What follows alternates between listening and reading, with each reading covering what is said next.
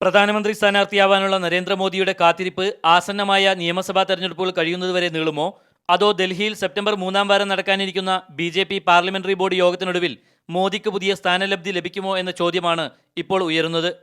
RSSന്റെ നിലപാട് സംഘടനയുടെ അധ്യക്ഷൻ മോഹൻ ഭഗവത് ശക്തമായ രീതിയിൽ BJPയെ അറിയിച്ചതായാണ് സൂചനകൾ. പക്ഷേ പ്രഖ്യാപനം BJPക്ക് വിട്ടുകൊടുക്കുക മാത്രമാണ് ഇപ്പോഴുണ്ടായത്. BJPയുടെ പാർലമെന്ററി ബോർഡിൽ ഇപ്പോഴും മോഡി പക്ഷത്തിന് വ്യക്തമായ ഭൂരിപക്ഷം ലഭിച്ചിട്ടില്ല.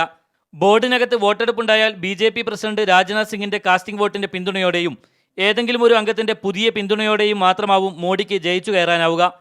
നിയമസഭാ തെരഞ്ഞെടുപ്പ് കഴിയുന്നതുവരെ പ്രഖ്യാപനം നീട്ടിവെക്കുന്ന സാഹചര്യമുണ്ടായാൽ മധ്യപ്രദേശ് മുഖ്യമന്ത്രി ശിവരാജ് സിംഗ് ചൗഹാൻ 3 തവണ തെരഞ്ഞെടുപ്പ് ജയിച്ച മുഖ്യമന്ത്രി എന്ന നിലയിൽ മോഡിക്ക് തുല്യനായ എതിരാളിയായി ഉയർന്നുവരാൻ സാധ്യതയുണ്ട്.